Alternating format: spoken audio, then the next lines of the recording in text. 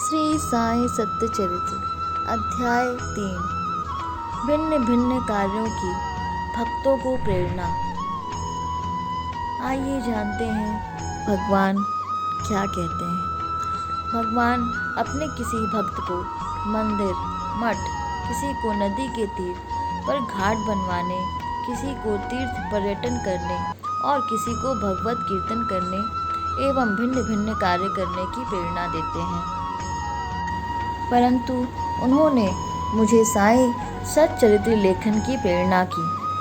किसी भी विद्या का पूर्ण ज्ञान न होने के कारण मैं इस कार्य के लिए सर्वथा अयोग्य था। गता मुझे इस दुष्कर कार्य का दुस्साहस क्यों करना चाहिए? श्री साईं महाराज की यथार्थ जीवनी का वर्णन करने की सामर्थ्य किसे है? उनकी कृपा मात्र से ही कार्य संपूर्ण होना संभव है। इसीलिए जब मैंने लेखन प्रारंभ किया तो बाबा ने मेरा अहम नष्ट कर दिया और उन्होंने स्वयं अपना चरित्र रचा। अतः इस चरित्र का श्रेय उन्हीं को है, मुझे नहीं। जन्मतः ब्राह्मण होते हुए भी मैं दिव्य चक्षु विहीन था, अतः साईं सच्चरित्र लिखने में सर्वथा अयोग्य था। परंतु श्री हरि कृपा से क्या संभव वही है। मुख भी वाचाल हो जाता है और पंगु भी गिरिवर चढ़ जाता है। अपनी इच्छानुसार कार्य पूर्ण करने की युक्ति वे ही जाने। हारमोनियम और बंसी को यह आभास कहाँ की ध्वनि कैसे प्रसारित हो रही है, इसका ज्ञान तो वादक को ही है।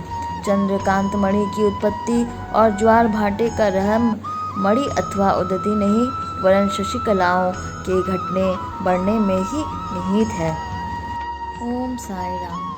अब आइए आगे बाबा का चरित्र ज्योति स्तंभ स्वरूप देखते हैं।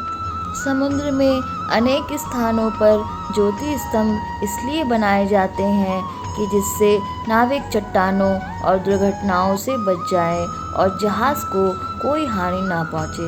इस भवसागर में श्री साईं बाबा का चरित्र ठीक उपयुक्त भांति ही उपयोगी है। वह अमृत से भी अति मधुर और सांसारिक पथ को सुगम बनाने वाला है। जब वह कानों के द्वारा हृदय में प्रवेश करता है तब दैहिक बुद्धि नष्ट हो जाती है और हृदय में एकत्रित करने से समस्त कुशिकाएं अदृश्य हो जाती हैं। अहंकार का विनाश हो जाता है तथा बौद्धिक आवरण लुप्त होकर ज्ञान प्रकट हो जाते हैं। बाबा की विशुद्ध कीर्ति का वर्णन निष्ठापूर्वक श्रवण करने से भक्तों के पाप नष्ट होंगे। अतः यह मोक्ष प्राप्ति का भी सरल साधन है।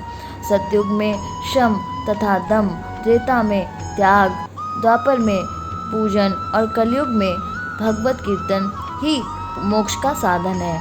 यह अंतिम साधन चारों वर्णों के लोगों को साध्य भी है।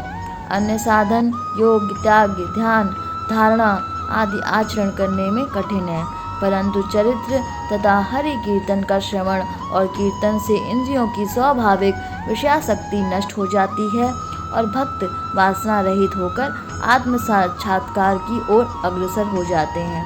इसी फल को प्रदान करने के हेतु उन्होंने सच्चरित्र का निर्माण कराया। भक्तगण अब सरलता पूर्वक चरित्र का अवलोकन करें। ओम साई राम।